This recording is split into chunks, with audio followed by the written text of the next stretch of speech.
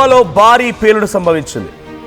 గోవాలో ఒక్కసారిగా అర్ధరాత్రి సమయంలో బిర్చ్ నైట్ క్లబ్, నార్త్ గోవాలోని బిర్చ్ నైట్ క్లబ్లో ఒక భారీ పేలుడు సంభవించింది. ఈ పేలుడు తాటికి ఇప్పటికే 25 మంది మరణించారు.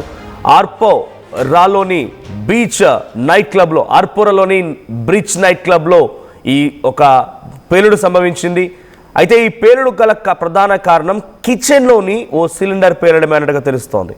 ఈ సంఘటనలో ఆల్రెడీ కిచెన్లో పనిచేస్తున్నటువంటి స్టాఫ్, ఇతరత్ర సిబ్బంది మొత్తంగా 23 మంది స్పాట్లోనే మరణించారు. మరో 2 పరిస్థితి కూడా విషమంగా ఉంది. వారిద్దరిని కూడా పూర్తిగా 99% బర్న్స్ ఉన్నాయి.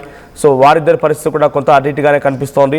సో క్లబ్లో భద్రతా నిబంధనలు పాటించకపోవడంతోనే ఈ ప్రమాదం జరిగిందనేది పోలీసులు అంచనా వేస్తున్నారు.